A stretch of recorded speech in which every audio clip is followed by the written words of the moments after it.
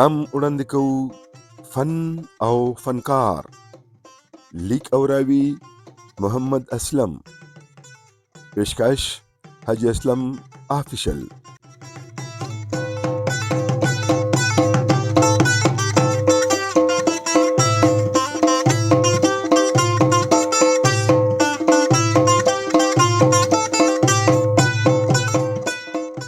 السلام علیکم. سلسله ده فن او فنکار. نن به د سره په دې کې د یو پخواني سندرغاړي د ژوند او فن په هکله خبرې کوو. نو د نن فنکار دی ماسټر انځرګل.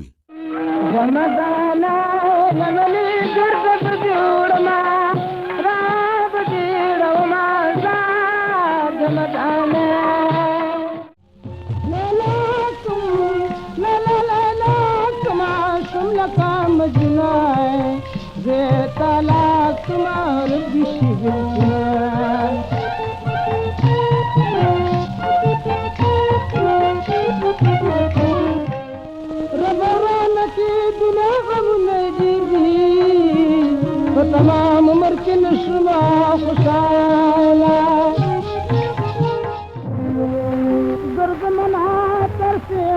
ګرځمنا ترس جناستا په انتظار کې تلا بنیار. اول د ماسټر انځرګل پیژنګلو.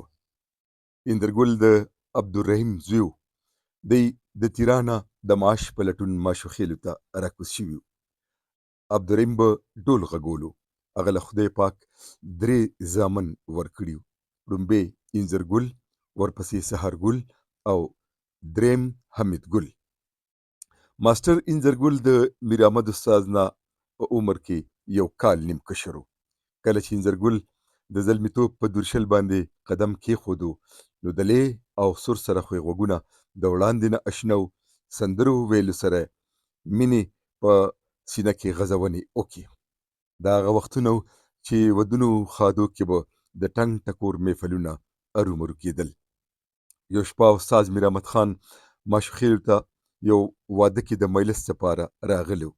انځرګل د میر احمد استاد سره په میدان باندې برغدې څو ټپې وکړې.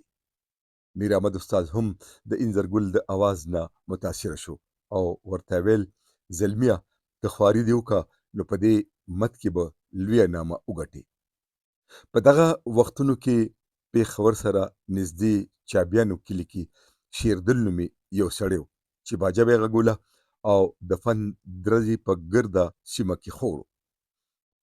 عبدالرحیم خپل زوی انځرګل د شیردل سره د موسیقۍ د رموزو زده کولو دپاره کېنولو.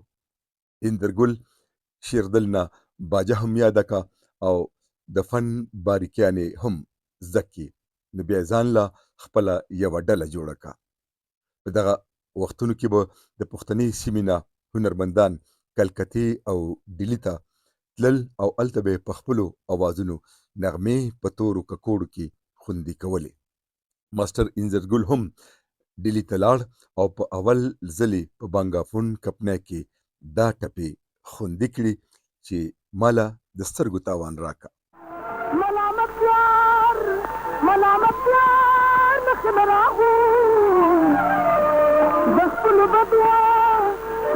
بدوا سرمیدو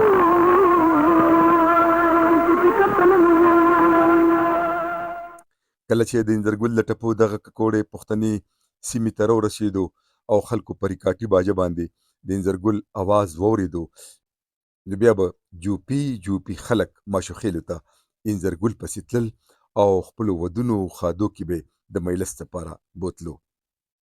ماشوخېلو کې د انځرګل د خپل کور سره سره حجره هم وه. په کال 2003 کې چې مونږ کله د پېښور ټلویزیون څانګې پروګرام سندرې ملغلرې د انځر په هکله ریکارډ کولو نو مونږ ماشوخېلو ته لاړو. د انځرګل د تریو زویو چې نامه یې تاڼېدار وه او د خپل وخت د تبلې ډېر ماهر و. هغه راته خبره کوله چې دا کوم ځای کې مونږ او تاسو ناست یو دا د انځرګل حجره وه. په دې حجره کې هغه ځان له یو غټه زانګو اچولې وه. کله به چې هغه سندره یادوله نو په زانګو کې به جوټې هم خوړې او سندره به هم یادوله. ځکه چې د بانګافون کمپنۍ نه به ورپسې بیا دا خبرونه راتلل چې د نورو سندرو ریکارډ کولو دپاره ډیلي ته راشه او دغه شان ډیلي ته تګ راتګ د هغه معمول جوړ شو. هغه په دویم ځل ډیلي ته لاړ نو د خسرو دا غزل یې ریکارډ کو چې اشنا را کړې د غماس په خولې جواب دی. اشنا را کړې د غماس په خولې جواب دی، حال مې خراب دی.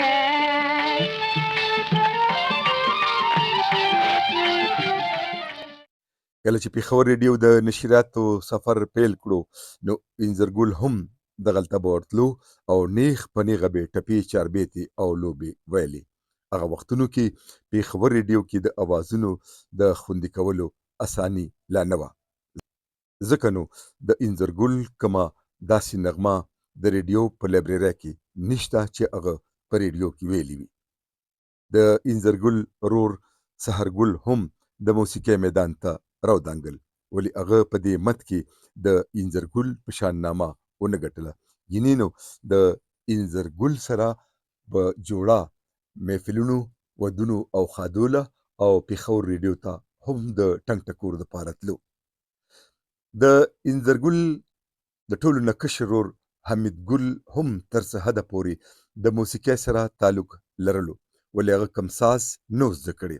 په دغه کورنۍ کې د حمیدګل یو زوی دی چې نامه نصیب ګل ده او په دې وخت کې په موسیقۍ کې ډیر لوی نوم ګټلی دی.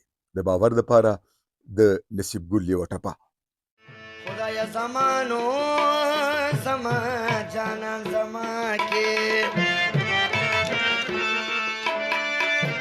چې زمان شي یکن شي بیا دې توري او بیا دې توري کتوري خوري شینه. کله چې انځرګل د باچا خان رحمت الله علیه په شان کې د مسکین لیکلي قصیده په تور ککوړي کې خوندي کا او د خلکو پریکاټي باجو ووریده نو د انځرګل فن ته نوره ښکلا او ځلا ملو شوه. خدای مانا ورلري شاه غفار خان خان، خدای مانا ورلري شاه غفار خان خان. ماشوخیل د پېښور نه لرې کلو، ځکه نو انځرګل د یو دوست په مشوره ارباب لنډۍ ته په کډه راغی. هغه واده په خپله کورنۍ کې کړی، یو زوی او یو لور خدای پاک ورکړل. د زوی نامه یې فقیر حسین وه چې هم د خپل پلار نه د موسیقۍ رموز زده کړي وو. انځرګل ورله واده ډیر په تاده کې یعنې په زلمیتوب کې وکړو، خو لږ هم د پس فقیر حسین د زیړي په رنځ باندې اخته شو او د واده لا کال نو پوره شوی چې وفات شو. لور یې په هریانه کې واده شوه چې د هغې بچي هم د موسیقۍ سره څه تعلق نه لري. انځرګل پېښور جنګي ماله کې ځان له یوه ډیره ونیوه. دغه دوران کې به دغلته د نورو هنرمندانو ډیرې هم وي، لکه چشتي، چمن جان، مظفر خان او داسې د نورو ډیرو. دغه ځای نه به هغه ډیلي او کلکتې ته هم تلو او ودونو او خادو کې به مجلسونو له هم تلو. ډیرو شاګردانو ورته شکره کېښوده. نامتو هنرمند مظفر خان هم د انځرګل نه د فن باریکیانې زده کړي او بیا هم د خپل استاد سره په ډله ټپله کې شامل شو، تر دې چې په غبرګو اوازونو یې ککوړي خوندي کړل. یو ځل یې ماسټر انځرګل او ماسټر مظفر خان دواړه ډیلي ته لاړل. په سازندو کې ورسره ګلو، خوشو، وزیر استاد او په طبله ورسره فقیر ګلو چې هغه هم د ماشوخیلو اوسیدونکی و. د خسرو یو کلام اول انځرګل وي او بیا مظفر خان هم دغه لوبه په تور ککوړي کې خوندي کا، لکه لړم کوي ګزار د دې زمانې یار پې مه کوه اعتبار. لکه لړم کوي ګزار د دې زمانې یار پې مه کوه اعتبار. لکه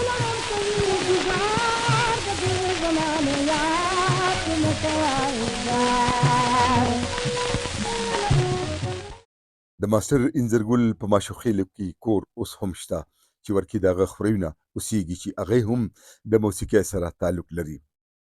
ماستر انځرګل به کابل ته هم گورنر هاشم خان د ظاهر شاه بادشاه دربار ته د سندرو لوبو ټپو شربېتو ویلو دپاره بللو. ظاهر شاه بادشاه ورته ډیر انعامونه او سندونه هم ورکړي. دا کال 1940 چې انځرګل په نري رنځ باندې اخته شو. هغه په تن بدن باندې دومره کمزوري شو چې نه بیا محفلونو ته تللی شو او نه ریډیو ته. هغه به یوازې ځان له پروتو او لارې به څارلې چې ګورې که څوک د فن مینې تپوس له راشي ولې هغه احمد جان شاعر څنګه وي چې بیروغ د ارشا خوښ وي احمد جانه اوس چې نه کوي پوښتنه د مرض څوک. ماستر انځرګل رژېدو کمزوري کېدو هغه وختونو کې د نري رنځ چې اوس ورته ټي بي ویلی شي او علاج هم راوتی دی د هغې علاج په ګرده نړۍ کې نو او هم د دغه ناروغۍ یعنې نري رنځ د لاسه ماستر انځرګل په کال 1965 کې سترګې د همیش دپاره پټې کې او هم په ارباب لنډۍ کې خاورو ته وسپارلی شو. په ګورې نورشه د ماستر انځرګل ځینې مشهورې سندرې. ملامت نامت ساوندا یار په منګل کې ګرځوي چرګ بشنا ملامت یار خدا چفلکا ګروینا زیروغ نیولې تمازه جمدانه حسنتي کتابي جنتي نوابا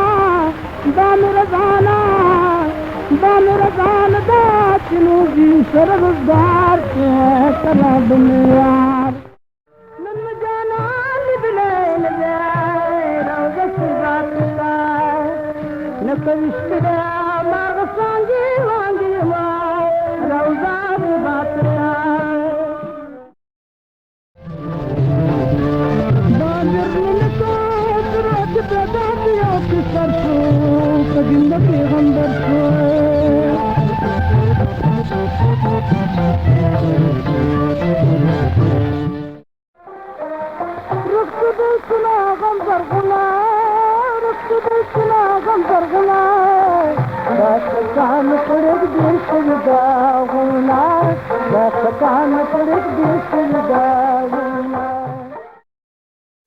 دا به د ماستر انځرګل د ژوند او فن قصه. لیک او راوي محمد اسلم، ایډیټینګ اسامه اسلم، پیشکش حاجی اسلم آفیشل. ملګرو که تاسو تر اوسه پورې زموږ دا چینل سبسکرایب کړی نه وي نو هم اوس یې سبسکرایب کړئ او واورئ وګورئ د خوند پروګرامونه. نو تر بلې خپرونې د لوی الله په امان.